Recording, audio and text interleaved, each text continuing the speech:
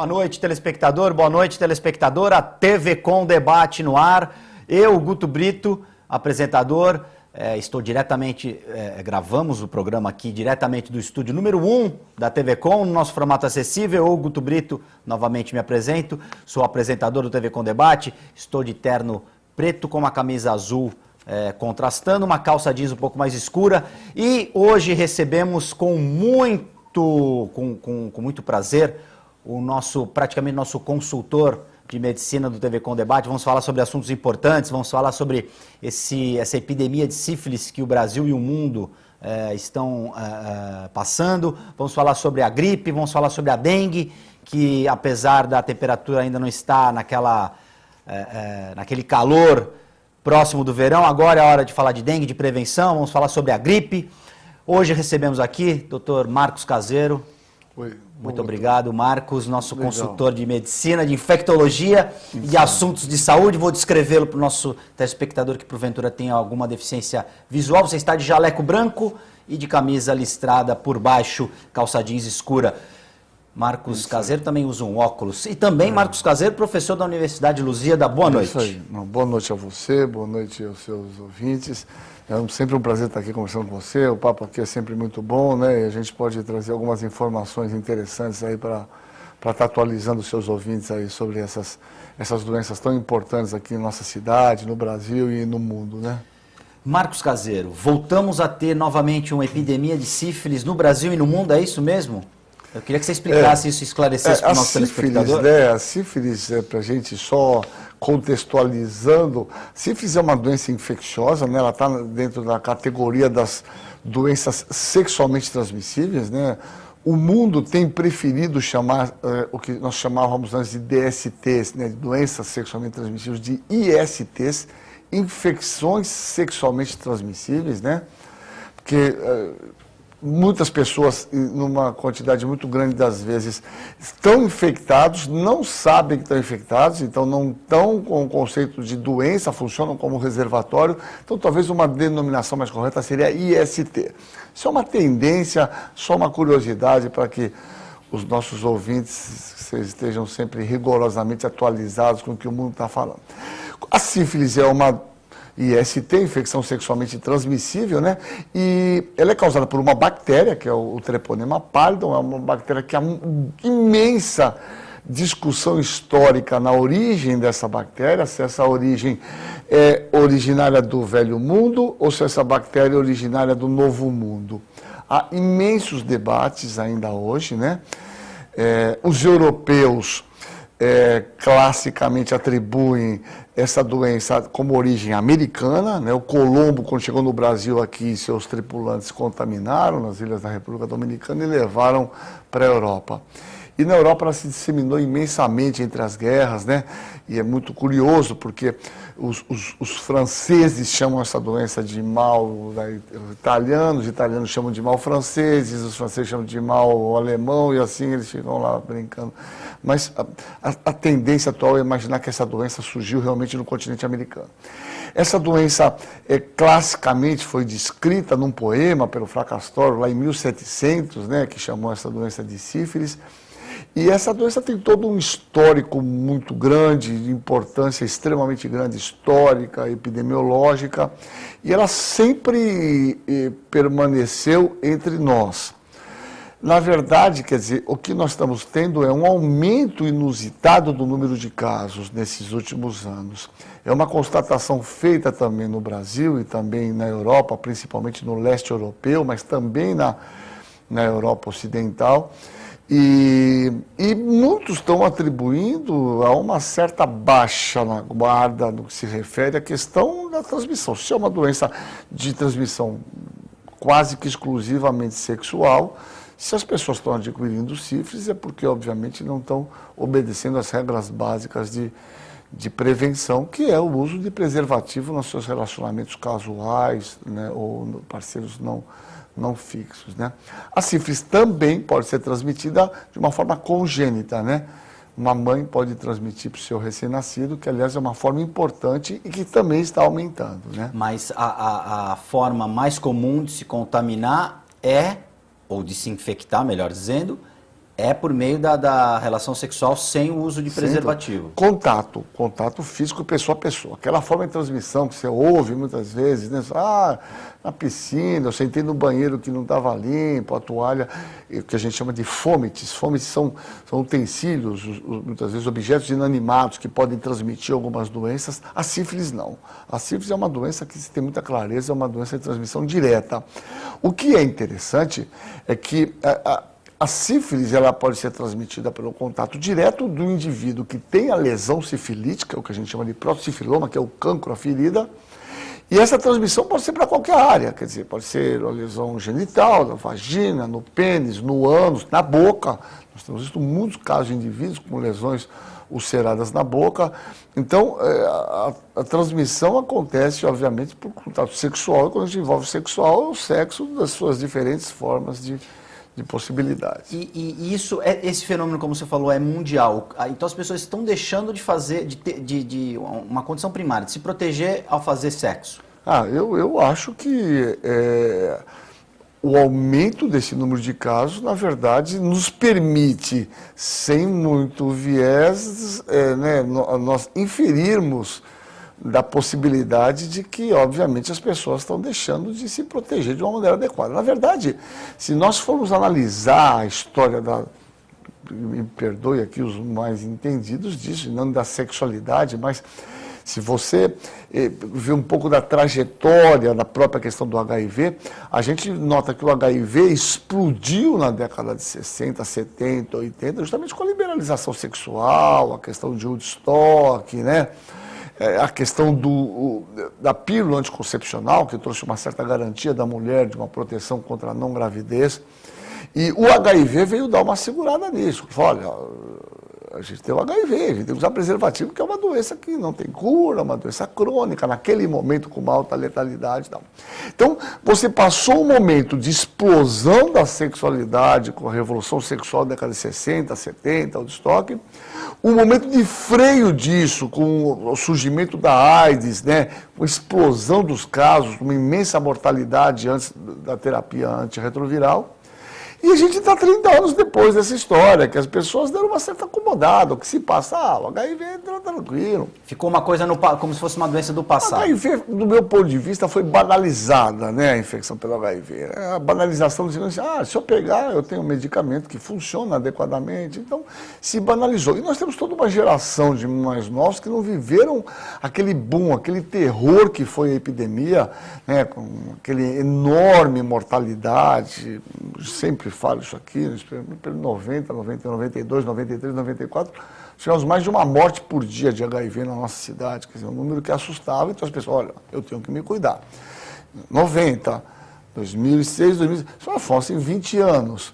Isso trouxe um certo abrandamento, né? Não se discutiu, não se discute mais AIDS como se discutiu. Então, talvez essa seja uma, ou talvez uma das possíveis explicações, e talvez hajam outras, né? Mas essa certamente, que as pessoas não estão se protegendo adequadamente, isso eu particularmente não tenho dúvida. Então, para a gente até informar o telespectador, a única forma de se proteger da sífilis, a partir do momento que a transmissão acontece por via sexual, é usando proteção. Não há o outro homem jeito. ou a mulher tende a haver essa proteção. Não há outro jeito, não há outro jeito.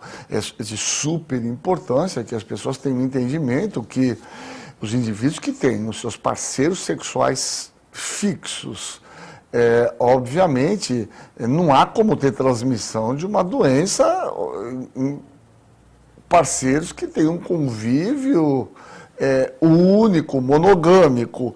Quer dizer, o grande problema dessas doenças são os parceiros sexuais ocasionais, não fixos, né?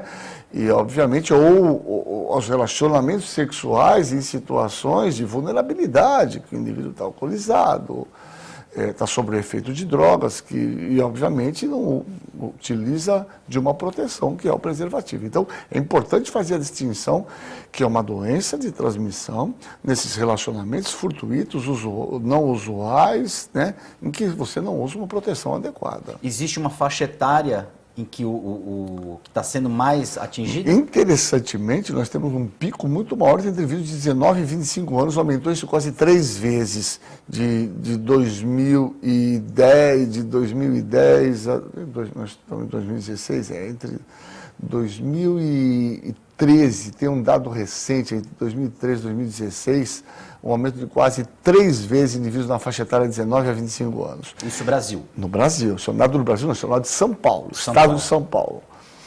E um dado que chama a atenção é o aumento do mesmo número, quase 3 vezes, 3,1 vezes, indivíduos acima de 65 anos.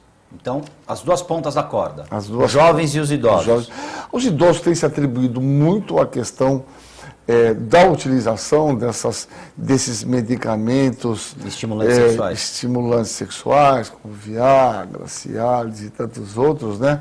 E isso é uma questão, e a própria questão histórica também, né? Esses indivíduos acima de 65 anos, eles não têm muito arraigado essa ideia da utilização do preservativo, associado ao fato de que mesmo com a utilização dessas drogas, né, a questão da ereção, tudo mais, ela é mais dificultosa, o que talvez dificulte a questão do uso regular do preservativo, o que não se justifica, não é verdade? E aí, eu queria que você me corrigisse se eu tivesse errado, as faixas etárias na questão da sífilis são mais ou menos as mesmas dos contaminados com HIV. Jovens e idosos. Não. O HIV não tem aumentado tanto idoso, se discutiu isso muito. O que a gente vê hoje no HIV é uma explosão de HIV em indivíduos jovens, e os jovens nessa mesma faixa etária, mas num subgrupo específico, são os homens que têm sexo com homem. Né? Uma denominação antiga de homossexuais, o Ministério tem utilizado mais esse mundo, homens que fazem sexo com homem, inclui os homossexuais, bissexuais, né? Quer dizer, os indivíduos que têm sexo com indivíduos do mesmo sexo. E na verdade, o maior número de casos são indivíduos na faixa etária de 25 a 35, 40 anos, quer dizer, que é o adulto jovem sexualmente ativo. Diferentemente do outro perfil da sífilis. Exato. Sífilis é 19 para 20 anos. 25 anos, isso. E o HIV já... Inclusive, uma pessoa com uma formação já um pouco melhor, né? Em matéria de amadurecimento. Sim. Não, os dados aqui são mais assustadores. Na questão do HIV especificamente, 70% tem um ensino médio ou superior.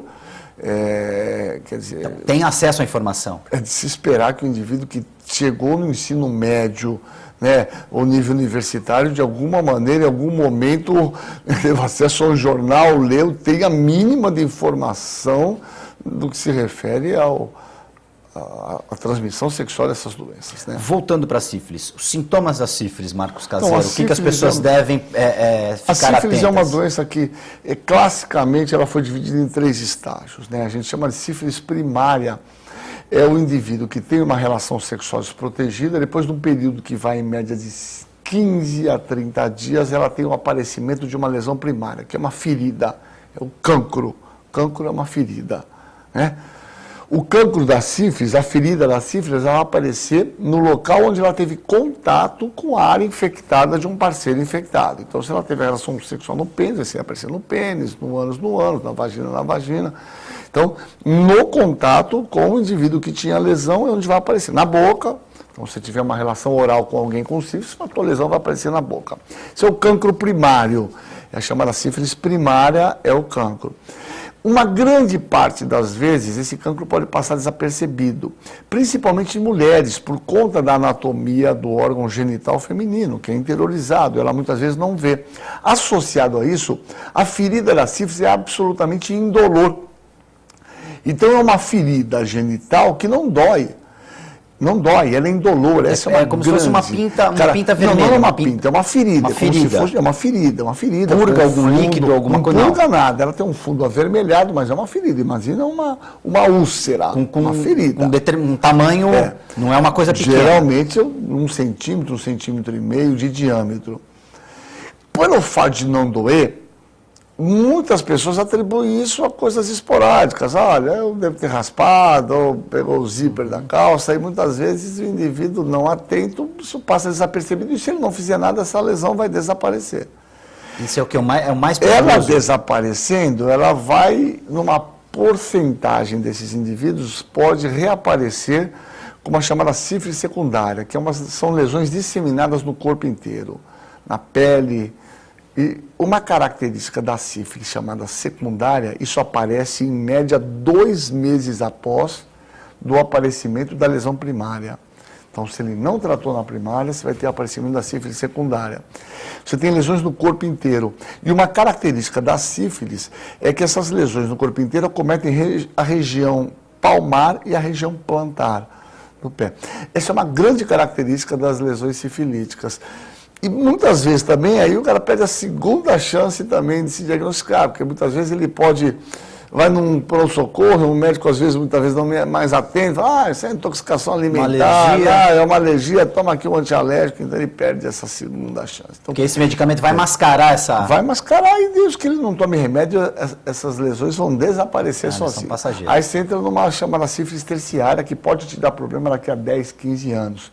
Que é chamada sífilis terciária, sífilis neurológica, que pode evoluir para demência, pode evoluir para sintomas cardiológicos, sintomas cardiovasculares, vasculite. Então, tem manifestações tardias, que são muito graves, é chamada goma sifilítica.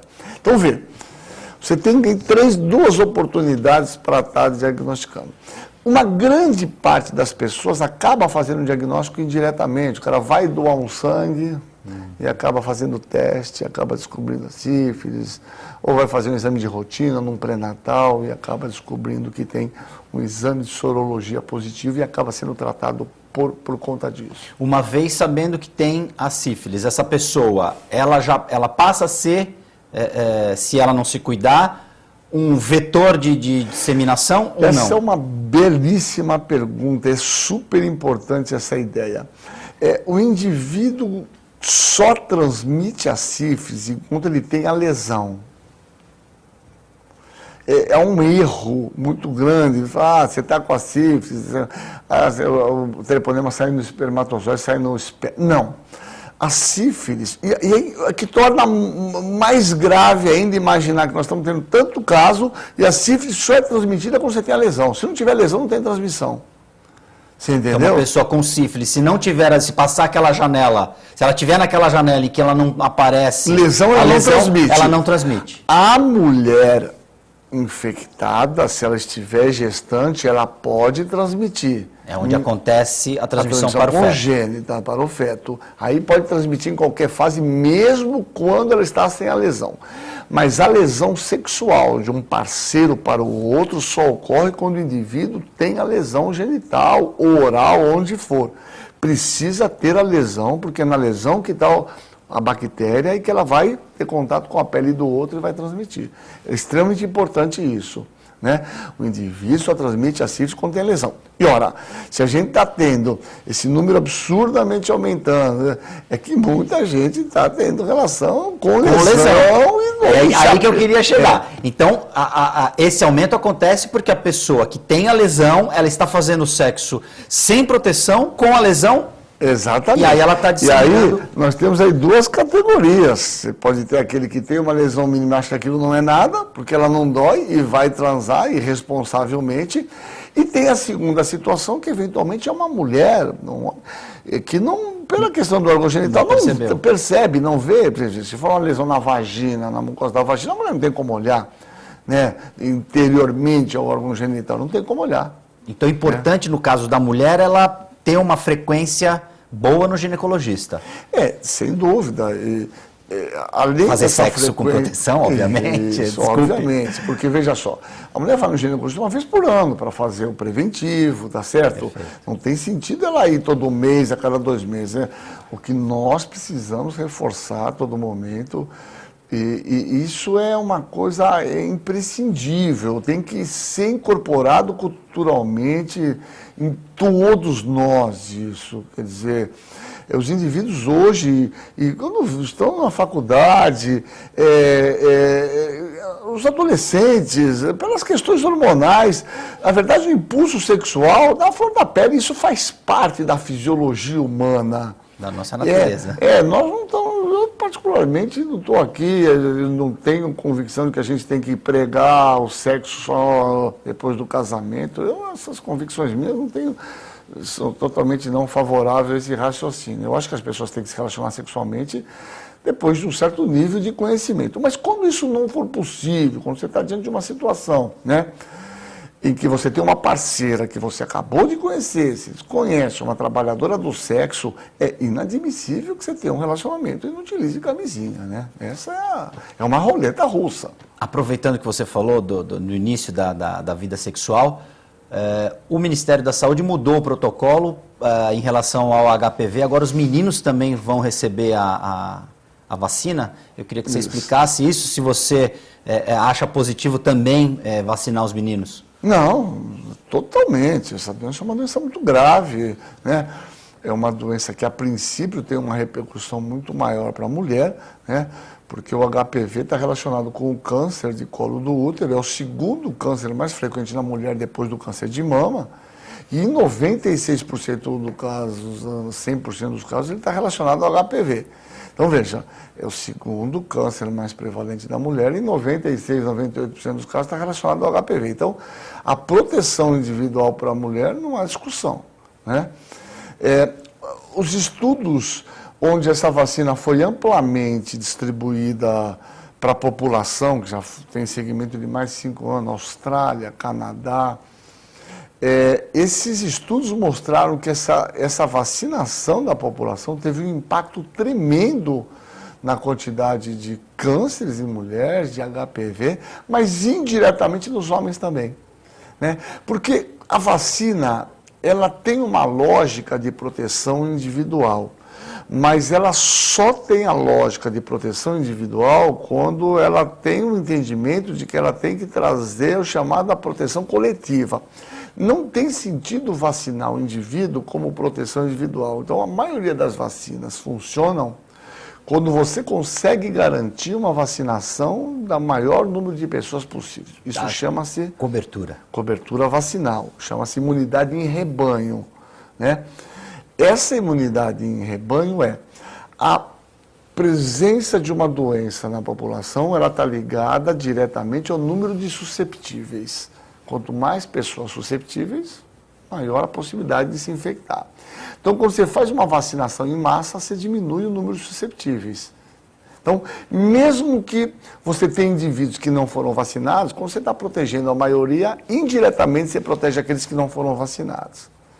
Por isso que vacina tem lógica de você conseguir abranger o maior número de pessoas, e para cada doença você tem um número necessário de pessoas a serem vacinadas.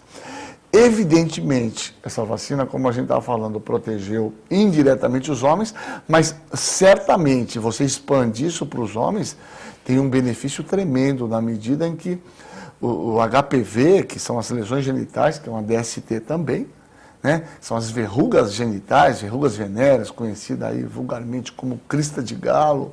São doenças muito complicadas, muito transmissíveis, muitas vezes de difícil tratamento, né? Tratamento sempre com cauterização, tendo que queimar ou cirurgicamente ou quimicamente. Então, é certamente um grande ganho para a população, uma vacina absolutamente inócua, né? Para a gente, para o nosso telespectador, para eu também entender, no homem, esse problema do HPV, o HPV seriam a crista de galo, seriam essas lesões no pênis. Isso. Na mulher é que evoluiria para o você tem no HPV mais de 100 variedades dele. Você tem variedades que estão ligadas mais às lesões genitais condilomatosas, verrucosas, e você tem variedades que estão mais relacionadas com o câncer, tanto genital quanto o câncer peniano.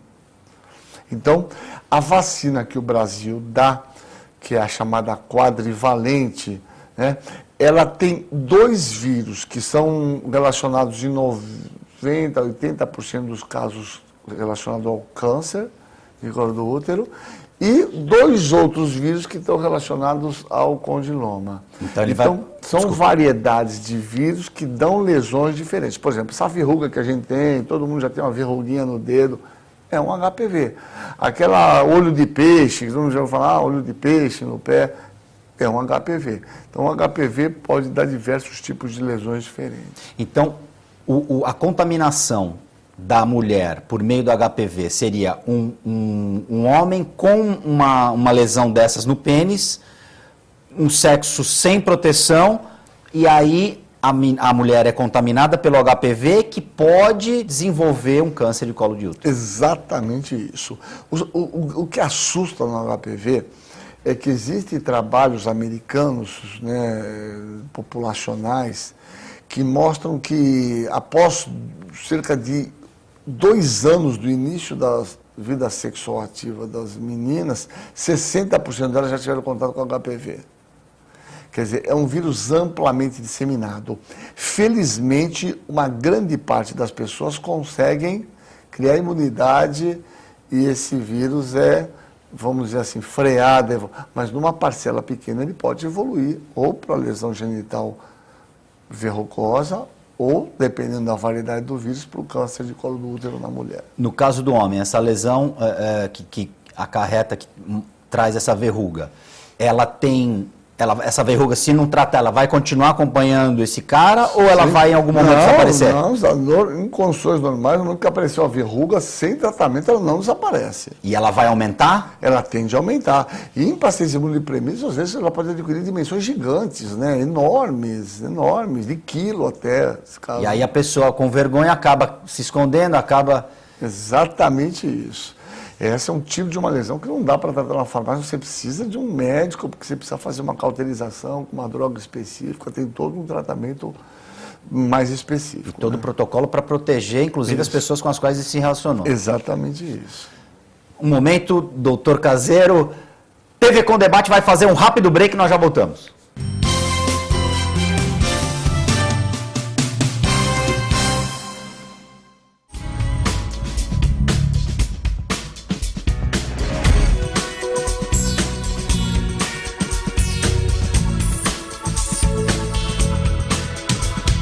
Unilaser, um centro de referência único que, concentrando recursos tecnológicos e a capacitação técnica de seus médicos, pode diagnosticar e tratar as doenças da visão, aplicando uma oftalmologia de ponta com reconhecimento nacional e internacional. Unilaser, unidade oftalmológica de laser.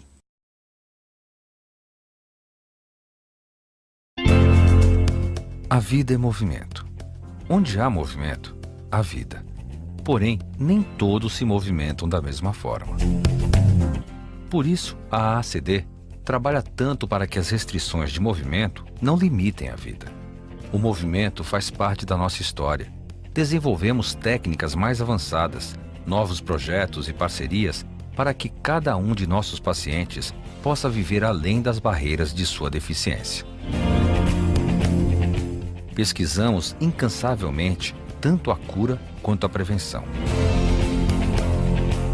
A reabilitação é nossa especialidade, mas é somente o início de uma longa jornada para a integração das pessoas com deficiência à sociedade.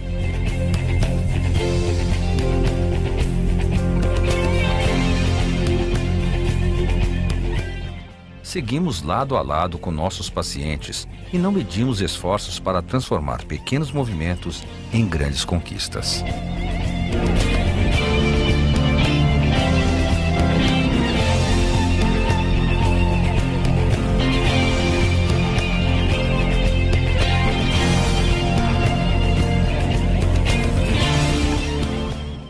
Aliamos medicina de ponta, uma equipe altamente competente nas suas especialidades e parceiros comprometidos com a nossa causa.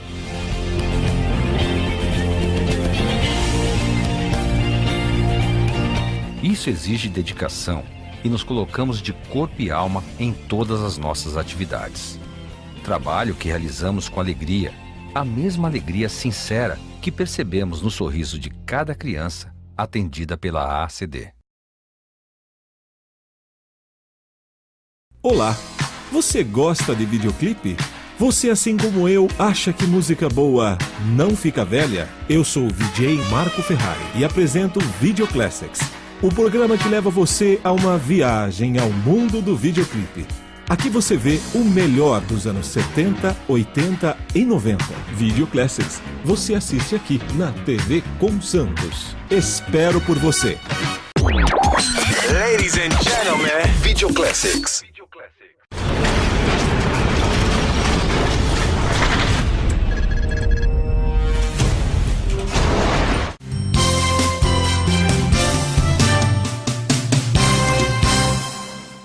TV Com Debate já está de volta. Hoje nós recebemos aqui o médico infectologista Marcos Caseiro.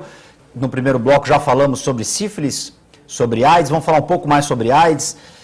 Marcos Caseiro, você recentemente esteve num congresso sobre AIDS em Glasgow, na Escócia. Eu queria que você contasse para a gente o que o mundo está discutindo a respeito da AIDS. Então, esse é um congresso também importante, né, lá no Reino Unido, especificamente na Escócia, em Glasgow, né, e um congresso que acontece há muitos anos, nesse mesmo período. Na verdade, esses congressos sempre trazem uma série de atualizações muito interessantes. A gente entra em contato, apesar do mundo globalizado que a gente está, essas informações hoje estão amplamente disponíveis na internet, mas você tem contato com os grandes cabeças que estão pesquisando diferentes caminhos na questão do HIV. Uma das palestras, talvez, uma das apresentações mais importantes que eu julgo, é um cara que eu sou um fã, um cara chamado Anthony Fauci. Anthony Fauci seria o mesmo que o nosso ministro da Saúde. Anthony Fauci é o ministro da Saúde dos Estados Unidos, é o chefe do NIH, né, que é o Departamento de Saúde norte-americano. É uma cabeça absurda, é um cidadão que ele tem de pequenininho, ele tem de brilhante. Foi um dos primeiros indivíduos a trabalhar, descobrir o HIV e acompanhar esse caso. E, na verdade, muito interessante, ele mostrou, até uma reportagem que ele deu para o Washington Post, né, em que ele põe, né, nós já temos as ferramentas para acabar com a epidemia da AIDS. Né? Então, a gente tem insistido em umas questões no que se refere ao HIV, na questão da vacina da cura. Ora, a cura e da vacina. E aí ele inverte um pouco essa lógica na medida em que, quando você pega hoje um indivíduo infectado pelo HIV, se você pegar um indivíduo infectado até os 25 anos pelo HIV e começar a tomar terapia antirretroviral hoje, os trabalhos americanos, europeus, de Inglaterra, mostram que esse indivíduo, no momento que ele toma remédio e recupera a imunidade, ele tem uma sobrevida até melhor do que aqueles indivíduos da mesma faixa etária dele. Isso é uma coisa louca, né?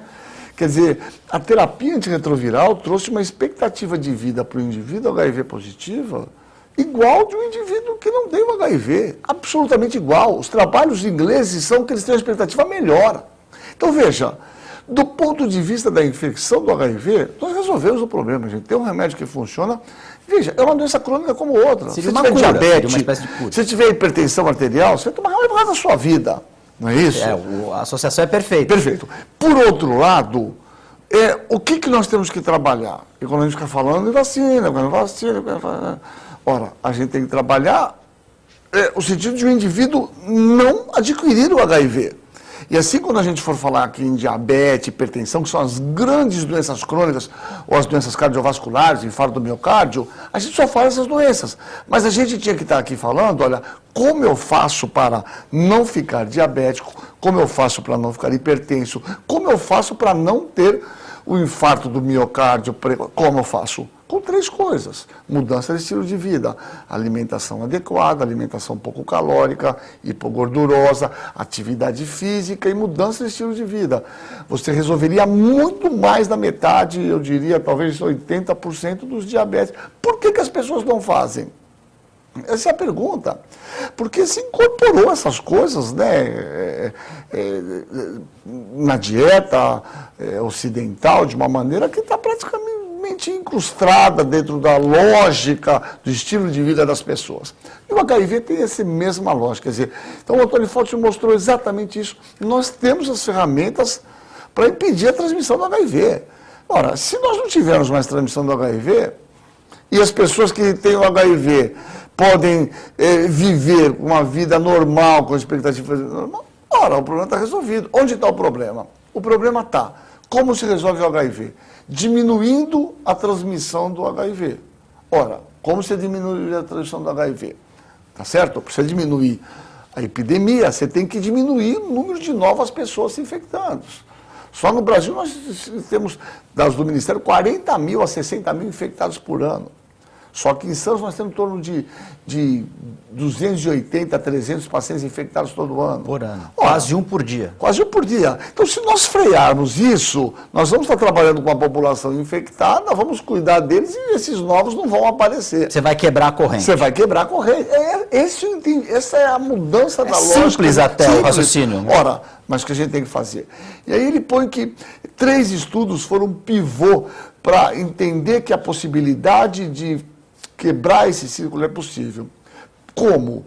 Primeiro, tratando todo mundo. Então, hoje a política do mundo da Organização Mundial de Saúde é o que se chama testar, tratar, ou tratar como prevenção. Porque na medida que as pessoas estão infectadas, tomam remédio, mesmo que elas não se protegerem adequadamente, elas diminuem o risco de transmissão do HIV.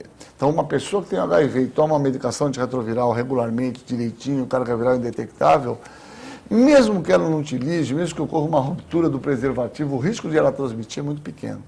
Então ela acaba protegendo, eventualmente, evitando uma transmissão. Exatamente. Bom, mas aí começa o problema, porque nós temos uma estimativa que nós vamos ter cerca de 30 a 33 milhões de pessoas infectadas pelo HIV no mundo. Nem 17 milhões estão em terapia antirretroviral. Então, quer dizer, metade das pessoas infectadas no mundo ainda ou não sabem ser portadoras do HIV ou não estão em terapia antirretroviral. O acesso ao coquetel retroviral, ele também é a grande questão. Essa é a grande questão em país. O grande problema também, e aí vale a pena que a gente pode conversar até um pouquinho mais, porque esse nosso grande SUS, né, esse sistema que todo mundo só critica imensamente, as pessoas certamente não têm ideia do que significa um sistema de saúde na maior parte do mundo, né? Quer dizer, na maior parte do mundo, em países em situações semelhantes à nossa, eles não têm acesso a nenhum tipo de tratamento, a não ser... Então, um indivíduo que não trabalha, que não tem um plano de saúde, ele está relegado, obviamente, aos serviços humanitários, à caridade, né? Nós temos um sistema que fornece medicamento de uma forma universal para todo mundo. Se você tem HIV hoje aqui, você vai lá no seu serviço, é matriculado, você sai com um remédio. Se você tem diabetes, você tem hipertensão, você pega uma receita médica, você vai em qualquer farmácia. No Brasil inteiro, né? Tem em toda esquina, hoje nós temos uma farmácia, você pega esse remédio de graça no programa do governo, de graça, né? Losartana, a população às vezes nem sabe disso, muito médico não sabe, Nalapril, glucoformin, glimeperida, esses remédios são fornecidos gratuitamente pelo governo federal. Você pega gratuito, isso não existe no mundo. É bom que você esclareça. Isso não exista no mundo, isso não existe no mundo. As pessoas não têm ideia de onde a gente está chegando e por que essa defesa intransigente do SUS. Por isso a gente tem que ficar atento com essas coisas que estão acontecendo. O SUS tem que ser uma defesa nossa diária, porque foi a grande... Ele tem imensas dificuldades, mas imensas, eu diria, imensas dificuldades de gestão, de organização, mas foi um dos maiores ganhos, um dos maiores avanços. O mundo olha para isso de uma forma diferenciada do que nós conseguimos fazer com a saúde no nosso país. Fazer um parênteses aqui, o SUS inspirou o Obama a criar o Obamacare nos Estados Unidos, sem dúvida, né? Um sistema de saúde público para atender as pessoas não têm ideia. Se você está nos Estados Unidos, se você tem HIV, você tem o teu Medicare e Medicaid, você tem o teu plano de saúde que é descontado uma parte do teu salário para pagar aquele teu plano de saúde. Se você perde o teu emprego, você fica na mão. Não vai receber mais o coquetel. Você não recebe mais o coquetel. Então você está tendo muitos casos de infecção oportunista, Perfeito. porque o cara não tem o coquetel, porque o coquetel não é dado gratuitamente como é dado aqui no Brasil, se ele não tem o plano de saúde dele. Muito bem esclarecido. Entendeu? Então, e a maioria desses países europeus, você tem essa questão do reembolso. Alemanha, França, quer dizer, é o plano de saúde que te reembolsa, que te fornece essa medicação para esses medicamentos. Esses países da África, na verdade, teve um grande, né, de apoio dessa questão da UNAIDS, um acordo importante que foi no sentido de conseguir e dar a possibilidade para esses países conseguirem ter acesso a essas medicações. A outra questão que foi amplamente discutida, né, eu brinquei, que é uma apresentação, eu não me lembro de um cara, eu chamei a Lava Jato dos laboratórios, porque o indivíduo mostrou, para você ter uma ideia, né? A coisa é tão perniciosa que hoje um tratamento, por exemplo, da hepatite C nos Estados Unidos, o cara tomar um remédio que cura a hepatite C, ele chega a gastar $58 mil, né? Esse tratamento, hoje, ele pode ser comprado no mercado chinês ou indiano, que conseguem manipular essa droga, por cerca de $100, $130, eles falam até em $37. Então, a desproporção desses ganhos desses laboratórios, né, de uma forma absurdamente predatória, né, quer dizer... Então, você tem como produzir esses remédios, inclusive os tratamentos oncológicos, por um preço até 1000 vezes menor do que esses laboratórios. É evidente que os laboratórios têm um ponto fundamental na questão da pesquisa, mas isso tem um limite. Tem um limite que, na verdade, né, não dá para se manter os preços abusivos que se mantêm por um período tão prolongado, né? E tem toda uma lei de patente, que você tem 10 anos para que essas drogas expirem. Então, as grandes questões são essas. Acesso universal ao tratamento, barateamento dos preços em caráter de urgência, isso tem que ser feito, obviamente, né? São medicamentos que envolvem a questão de saúde pública na coletividade, esses patentes têm que ser aspirados, como aconteceu aqui no Brasil, no caso do Defavirenz. Se quebra o patente, é uma questão de soberania nacional. Ora, se tem um país que consegue fabricar por um preço 1000 vezes menor, é isso aí. E esse medicamento vai servir para dar uma melhor qualidade de vida para as pessoas? Né? Não é qualidade, é da vida. É a diferença entre viver e morrer, não é verdade? Então você percebe que essa discussão é muito ampla. Na verdade, nós temos as ferramentas, mas o problema é a questão econômica, é o acesso a essas ferramentas que ainda não estão amplamente disponibilizadas. Né? Mas eu acho que na raiz do problema e a cura, você falou que é uma coisa que mais lá para frente ela pode acontecer, mas eu acho que é o beabá da medicina, que é a prevenção. Em qualquer setor da medicina, o que eu mais ouço é a prevenção. Nesse caso, mais uma vez, da AIDS é a prevenção. Não, mas não tem dúvida, porque a gente tem que ver, Guto, que quando a gente... E na verdade, a gente... E talvez quem está nos assistindo fala, putz, é muito fácil estar falando, eu vi talvez um jovem, né? Eu já estou ficando até velho, né? Eu já fui jovem como todos, tem uma trajetória de vida em que você nasce, fica jovem, vai envelhecendo, né? Mas é inadmissível que com o conjunto de informações que se dispõe hoje, que as pessoas se submetam a esse risco, né? Porque esse risco ele não envolve só o HIV, mas envolve toda uma série de outras coisas que nós estamos falando aqui. Perfeito. Envolve a questão da sífilis, do cancro mole, do cancro duro, do herpes genital, da hepatite B. Do câncer, do câncer. Colo de útero. E aí quando você amplifica essa discussão, né, Guto, aí você começa a entrar numa situação mais complicada ainda, que é a questão da prevenção dessas doenças crônicas que estão assustando o mundo, né? Que é o dia a dia do consultório, que é diabetes, hipertensão, vocês falam nisso, né? É uma população obesa, né? Tem mais de 50% da população brasileira é obesa. Então você tem obesos desnutridos, porque na verdade são obesos porque tem um aporte calórico assustador, mas uma dieta pobre em proteína, em sais minerais. Ora, a gente sabe disso. E por que a gente não consegue trabalhar nessa intervenção de uma maneira adequada? Esse é o cerne da questão. É o paradoxo que ainda precisamos vencer. Vamos falar de dengue agora? Vamos falar de dengue. O tempo ainda está um pouco fresco, estamos ainda na primavera, mas daqui a pouco vai esquentar. Eu queria falar agora da prevenção, mais uma vez, agora em relação à dengue, Caseiro. Então, você sabe que eu não sei se eu já falei aqui, acho que não falei. Na verdade, esse ano, uma aluna minha de pós-graduação do mestrado, a Bruna Coronato, que é uma enfermeira muito competente, trabalha comigo até lá no CRAS, e trabalhou muitos anos na dengue, ela defendeu o mestrado e nós pegamos todas as informações de dengue nesses últimos anos que tem esses dados registrados aqui em Santos, né?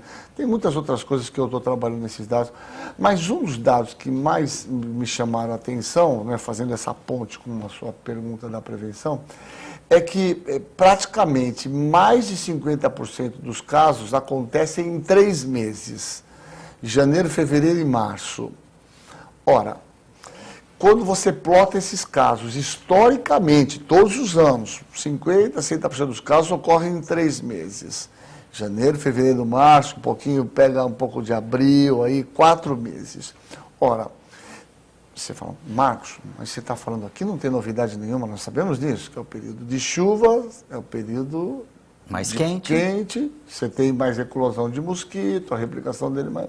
Perfeito. Ora, se a gente tem essa informação, a gente sabe disso, eu acho que a gente tem que trabalhar, eu faço a convocação a você e a imprensa como um todo. Ora, se o pico da doença é desse tempo, a gente sabe disso, vamos trabalhar num grande movimento de mutirão que a gente sabe que funciona nesses primeiros meses, a partir de agora, a partir de dezembro já, que começa a esquentar, no sentido de a gente trabalhar profundamente nesses possíveis reservatórios. Porque se a gente conseguir trabalhar agora, sabendo que todos os casos acontecem de uma maneira muito concentrada, a gente vai conseguir diminuir o vetor, diminuindo o vetor, obviamente nós diminuímos a transmissão. Obviamente, isso se enquadra no uso do preservativo, na dieta adequada, falar é fácil, né? Mas se a gente não se imbuir do entendimento de que o nosso comportamento faz a diferença, principalmente num convívio social, nós nunca vamos poder resolver problemas que são comuns a todas as pessoas. E a dengue é uma dessa. Nós temos que estar preocupados com a nossa casa, com o nosso espaço, nós temos que estar preocupados com o espaço ao nosso redor. Essa doença tem um ecótopo, então não dá para falar, olha, tem um terreno aqui que eu tenho acesso, eu vejo, mas não faço nada. A gente tem que achar que o comportamento de uma área faz parte do nosso trabalho também para a nossa prevenção, né? E o detalhe que o mosquito Aedes aegypti, ele é um mosquito eminentemente doméstico. Ele vive dentro da casa das pessoas. Essa é uma das características da grande urbanização da dengue, quer dizer, um mosquito que se tornou absolutamente sinantrópico, né? Quer dizer, um mosquito que gosta de viver como o cachorrinho do nosso lado, dentro da nossa casa, né? E ele não é um mosquito vira-lata que fica aí pela rua como o Culex, como aquele pernilongo que a gente vê. Ele gosta de estar na proximidade do homem, lá ele encontra abrigo, ele encontra tudo que ele precisa. E nesse sentido, a participação comunitária é de suma importância. É lógico que os órgãos governamentais têm um peso muito grande nesses grandes terrenos, nessas áreas extensas, esses terrenos abandonados, esses prédios abandonados, que às vezes tem uma grande reserva de água no subsolo. Mas a gente tem que entender que esse é um trabalho coletivo. Todos juntos podemos conseguir diminuir essa doença para um número minimamente aceitável, né? Além do mais, rapidamente, essa é outra situação. Olha como as coisas elas se enquadram. Quando a gente fala em prevenir usar preservativo, nós estamos se prevenindo de sífilis, de gonorreia, de HIV, de hepatite B. Quando a gente fala em diminuir esse mosquito, nós estamos se prevenindo de dengue, de zika, de chikungunya. Então, são doenças que têm uma coisa em comum, a transmissão vetorial. Então, o cerne da questão dessas doenças é o vetor. Nós temos que reduzir esse vetor. E aí, reduzindo, o que a gente tem que fazer? Não pode deixar água acumulada em reservatório em casa. É isso. Limpar calha, limpar, não deixar caixa d'água descoberta, evitar planta com um vaso de água, colocar areia. É essa a questão. Cuidados simples e a velha prevenção. São coisas extremamente simples que a gente tem que estar atento, porque, na verdade, a gente tem que imaginar, né, por uma questão evolutiva darwiniana, o mosquito, quando ele quer se replicar, ele vai depositar os ovos, ele vai voar. Esse mosquito, ele é territorialista, ele normalmente fica numa área de 100 metros da onde ele depositou os voos, mas se ele não encontra o local, ele pode chegar até 1000 metros de voo para depositar os ovos. Então, se a gente cercar os espaços, que ele não encontrar um local que tem água, obviamente a gente está quebrando a cadeia de transmissão.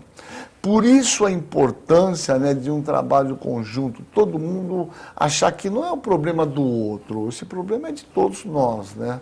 E aí, hoje em dia, com a facilidade que nós temos de celulares, na questão de um terreno, um local abandonado, registrar e encaminhar para a prefeitura, que a prefeitura vai fazer a varredura. Para a imprensa, a gente tem que utilizar, né, a gente tem que utilizar essas ferramentas que, na verdade, estão incorporadas na nossa vida e as pessoas muitas vezes ficam ali com discussões infrutíferas, mas a gente pôr na pauta dessas discussões as questões das prevenções, dessas doenças tão importantes do nosso convívio. E as redes sociais, por exemplo, você não precisa nem entrar em contato com o órgão público. Se você colocar na rede social, chega até mais rápido do que onde precisa chegar. A Rádio Cipó hoje virou essas redes sociais, né, que na verdade tem uma velocidade de disseminação da informação muito rápida. E aí, Caseiro, para o nosso telespectador, para o nosso público também se conscientizar ainda mais, a nossa região também é muito propícia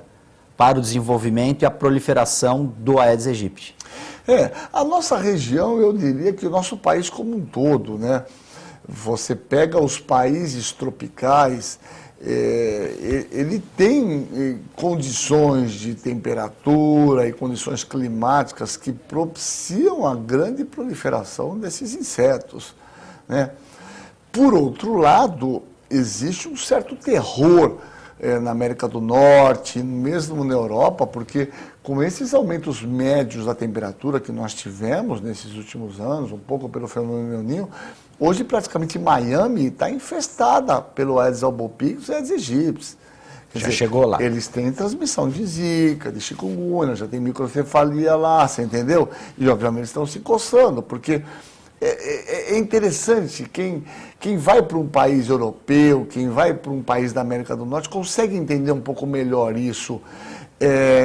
Por que você não tem tanto vetor lá? Porque você pega umas temperaturas que mal você aguenta, você não sabe como os homens construíram aquelas coisas todas lá. Então o vetor não tem como se procriar lá, a não ser em períodos quentes. Então você tem um período intravetorial muito grande. Então essas questões associadas às questões sanitárias já foram controladas, mas por conta dessa temperatura global média, você já vê o sul dos Estados Unidos sendo absolutamente ocupado por esses vetores, né? Então, a questão climática é importante. Por outro lado, nós já erradicamos o Aedes aegypti 2 vezes aqui no nosso país. Justamente. Na década de 30, né, o casal Dene, um grupo, 2 grandes entomologistas, que era um casal, num trabalho absurdo, um trabalho com guardas sanitários, com entomologistas, conseguimos erradicar com muito menos tecnologia. Sem recursos praticamente. Sem recursos praticamente nenhum. Eles imaginam, eles utilizavam petróleo para borrifar, né, nesses locais onde tinha reservas de óleo. É lógico que hoje é uma coisa que não dá para se fazer, mas nós temos recursos muito maiores do que eles tinham e conseguiram ter a certificação no nosso país da erradicação do Aedes aegypti. Então, quer dizer, é possível se não erradicar, diminuir esse vetor para números aceitáveis, porque é uma questão de sanidade, não é só da transmissão, é incômodo a picada é dolorida, ela enche, esse vídeo gosta de viver embaixo da mesa, então você está lá de short, ele está te picando. Então, existe uma condição geral de que é melhor que ele não esteja do nosso lado, né? Para, mais uma vez, a informação para o nosso telespectador. Sintomas da dengue, Caseiro. A dengue é uma doença viral aguda, né? Se caracteriza basicamente por uma febre associada a alguns sintomas juntos. Dor retroorbitária, dores musculares, dores articulares, prostração, cansaço é um sinal importante, tem que pensar em dengue. Veja, na nossa região, endêmica para dengue, febre associado a um ou outro sintoma deve levantar a hipótese diagnóstica para a possibilidade de dengue. Tá? Olha o que eu estou falando, se você tem febre, deve se pensar nisso. Febre associado, porque esses sintomas são comuns a muitas doenças infecciosas. Perfeito. O que a gente tem que estar atento são chamados sinais de alarme. Então, febre com dor abdominal importante, febre com náuseas e vômitos que impeçam você de se hidratar adequadamente, isso é chamado de sinal de alerta, é um sinal que deve fazer você procurar um médico imediatamente para que você receba a hidratação endovenosa. Você na sua casa, uma mãe, um pai, em qualquer situação onde você tem um quadro abrupto de início de febre, o que você deve fazer? Todos nós sabemos, tirar a febre. Dipirona é a melhor droga que tem, eventualmente o paracetamol. E hidratar. Hidratar é água, oferecer sucos, água, hidratar adequadamente. Isso vale para todas as doenças. Se isso não houver resolução, os sintomas piorarem ou aparecerem sintomas de alerta, procure o médico imediatamente. Durante quanto tempo as pessoas devem fazer a observação da pessoa que eventualmente esteja num quadro como esse? A febre na dengue dura, em média, na grande maioria das vezes, 2 dias. Né? A febre não deve ser um motivo do indivíduo procurar um médico imediatamente. Se todo mundo tiver febre, vai no médico, não há serviço de saúde que aguente isso. A febre faz parte, é um mecanismo de defesa telológico, histórico do nosso organismo. Febre, toma dipirona e hidrata. Agora, essa febre persistiu, muito elevada, associada a outros sintomas que sugerem um agravamento, então uma extensa prostração, cansaço intenso, vômitos, mancha na pele, procure o serviço médico. Aí sim, importante observar o que está associado a essa febre. Exatamente a dor no fundo dos olhos, a dor nas juntas. Então, nesse momento, imediatamente inicie baixar a febre e hidratação. Vá para o médico com uma garrafinha de água, pronto-socorro, que muitas vezes você pode esperar, e fique o tempo inteiro se hidratando. A hidratação é o melhor remédio que nós temos para todas essas doenças febris agudas. Líquido, isso está disponibilizado para todo mundo de uma forma ampla e gratuita. Gratuita, entre aspas, né? Marcos Caseiro, muito obrigado. Mais uma vez está aqui no nosso programa, informando a nossa audiência, tirando dúvidas.